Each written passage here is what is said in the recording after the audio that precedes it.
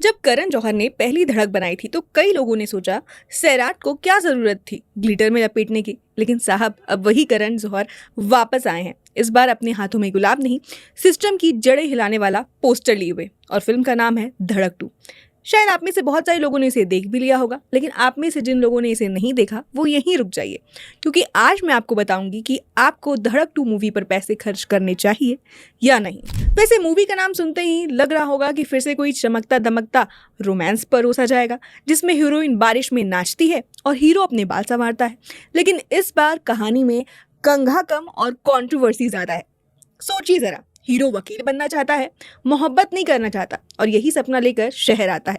लेकिन जब उसे मोहब्बत होती है और मोहब्बत जात पात की दीवार से टकराती है तो दिल नहीं, सिस्टम टूटता है। यही है धड़क 2। इसे नॉर्मल लव स्टोरी की समझने की भूल मत कीजिएगा। यहाँ प्यार में पॉलिटिकल साइंस मिक्स है और रोमांस में पीछे पूरा समाज झांक रहा है। तो चलिए आपको बताते हैं कि आपको ये मूवी देखनी चाहिए या नहीं। तमिल सिनेमा के जाने माने फिल्म मेकर मारी सिल्वराज जब 2018 में परियरम पेरुमल लेकर आए थे, तब लगा था कि ये बंदा सिर्फ फिल्में नहीं बनाता, सीधा समाज का एक्सरे कर देता है। अब उसी फिल्म को करण जौहर लेकर आए हैं, हिंदी में नाम है धड़क 2। खैर बॉलीवुड में तो कहानी बननी नहीं है और कहे तो बननी बंद हो गई है, बस रीमेक पर रीमेक चला आ रहा है। पहली धड़क आपको याद ही होगी, जो सैराट का रीमेक थी, उसमें जानवी कपूर आपको देखने के लिए मिल रही थी। लेकिन आप इसे वैसा समझने की भूल मत कीजिएगा। धड़क 2 उस फ्लैट रोमांस से काफी आगे की चीज है, कम से कम कहने के इरादे में तो पक्का। ये कहानी है नीलेश अहिरवार की, जो एक ऐसी जाति से आता है जहां लोग अपनी पहचान छुपाते छुपाते थक जाते हैं और फिर भी दुनिया की घूरती नजरों से नहीं बच पाते। नीलेश का सपना है वकील बनना, बिल्कुल अंबेडकर स्टाइल में। सोचिए, बंदा मोहब्बत करने नहीं, सिस्टम से दो हाथ करने शहर आया है। लेकिन कॉलेज में मिलती है विधि, जो ऊंची जाति से है, और इसके बाद शुरू होता है बैकग्राउंड म्यूजिक और प्यार। अब आगे क्या होता है वो तो सब लोग जानते हैं, बस देखने वाली बात ये है कि ये सब होता कैसे है। बात डायरेक्शन की करें तो साजिद इकबाल का डायरेक्शन वैसे तो बहुत दमदार है। मतलब करण जौहर के प्रोडक्शन में रहते हुए भी उन्होंने कैंडल लाइट डिनर और डेट के बजाय जलते हुए सिस्टम की कहानी सुनाने की हिम्मत की, इसके लिए उन्हें दाग देनी चाहिए। लेकिन दिक्कत ये है कि वो हर सीन में समाज का आईना दिखाना चाहती हैं और वो आईना इतना बड़ा हो जाता है कि उसमें किरदार कहीं छोटे पड़ जाते हैं। कई बार लगता है जैसे कहानी स्क्रीन से ज़्यादा स्क्रिप्ट की फाइल में रह गई हो। कई सीन है जहां कैमरा चुपचाप देख रहा होता है और हम भी, लेकिन अफसोस महसूस नहीं कर पा रहे। जिस सीन में नीलेश को अपमान किया जाता है वो स्क्रीन पर उतना इम्पैक्ट नहीं छोड़ता जितना असल में होना चाहिए। यानी सोचने को मजबूर तो करती है ये फिल्म, लेकिन महसूस कराने में इसकी कसर रह जाती है। देखा जाए तो धड़क 2 की स्टोरी ओरिजिनल तो नहीं है, लेकिन उससे कोई शिकायत भी नहीं है। असली मुद्दा है ट्रीटमेंट का। फिल्म का पहला हाफ लव स्टोरी में उलझा रहता है और जब भी बात जातिवाद की आती है या छिड़ती है तो लगता है जैसे इंटरनल सब्जेक्ट पढ़ने वक्त नींद आ रही हो। उस आग को, उस गुस्से को महसूस कराने की कोशिश तो की गई है, पर वो आग स्क्रीन तक आते आते बुझ जाती है। हाँ, करण जौहर को इस दौर में सोशल मुद्दों पर फिल्म बनाना एक बोल्ड मूव माना जा सकता है और शाहजहां इकबाल का डेब्यू इस मामले में एक साहसी कदम। लेकिन फिल्म को मास प्लस क्लास दोनों को खुश करने की जो कोशिश की गई है वही इस फिल्म की मेन ग्लिच है। बात गाने की करें तो साहब धड़क नाम है तो उम्मीद थी कि 1 से 2 गाने ऐसे होंगे जो इंस्टाग्राम पर धमाल मचा देंगे। लेकिन इस बार गाने हैं जरूर, पर वो दिल में नहीं, बैकग्राउंड में ही रह जाते हैं। हाँ, कुछ गाने में मेलोडी है और 1-2 जगह म्यूजिक सीन को पकड़ने की कोशिश भी करता है, जैसे नीलेश और विधि का ट्रेन वाला सीक्वेंस। लेकिन फिर भी वो बात नहीं बनती जो धड़क नाम से लोग उम्मीद रखते हैं। अब इसका शायद कारण ये हो सकता है कि म्यूजिक इतना साइलेंट रखने के पीछे सामाजिक मुद्दे। लेकिन अफसोस की बात तो ये है कि ना इसमें म्यूजिक गूंजता है और ना ही मुद्दा पूरी तरह दिखता है। बात एक्टिंग की करें तो कहानी चाहे जितनी भी भारी हो, अगर एक्टिंग ढीली हो तो मजा नहीं आता। सिद्धार्थ चतुर्वेदी ने इस बार वकील की डिग्री नहीं, गुस्से और जमीन से जुड़े दर्द की मास्टरी ले ली है।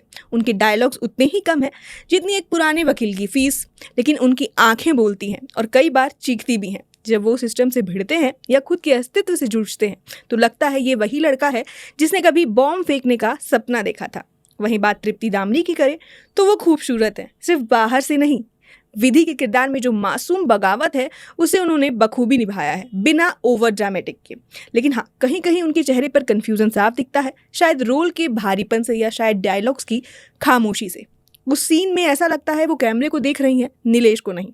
बाकी की कास्ट भी अपना काम ठीक ठाक करती है। कुछ एक्टर्स तो बस स्क्रीन पर आते हैं, अपना सीन पढ़ते हैं और चले जाते हैं, जैसे ट्रेन में बिना टिकट सफर कर रहे हों।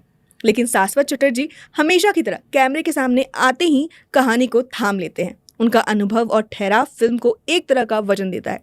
बात केमिस्ट्री की करें तो नीलेश और विधि की केमिस्ट्री वो वाली फीलिंग नहीं देती जो दर्शक दिल से देखना चाहते हैं। कई सीन्स ऐसे हैं जो सिर्फ टेक्निकली एग्जीक्यूटेड लगते हैं, जैसे जिसमें नीलेश को पीट कर उसके ऊपर पेशाब किया जाता है। सुनते ही ये रोंगटे खड़े ज़रूर कर देता है, पर ये स्क्रीन पर उतना इम्पैक्ट नहीं डाल पाता। वैसे इस बार सिद्धांत चतुर्वेदी के एक्टिंग से ज़्यादा उनकी लुक पर चर्चा हो रही है, क्योंकि इस फिल्म में जो एक चीज़ सबसे ज़्यादा खलती है वो है मेकअप का रंगभेद। सिद्धांत चतुर्वेदी को नीलेश दिखाने के लिए उन्होंने इतना डार्क मेकअप दे दिया है कि लग ही नहीं रहा है कि वो कैरेक्टर है, बल्कि ऐसा लग रहा है वो होली खेल कर आए। भाई, जब आप इक्वालिटी की बात कर रहे हैं तो किरदार की डिग्निटी वही ख़त्म कर देते हैं जब उसकी स्किन को एक स्टीरियोटाइप बना दिया जाता है। समझ तो ये नहीं आ रहा है कि आखिर कौन कहता है कि छोटी जात के लोग काले होते हैं।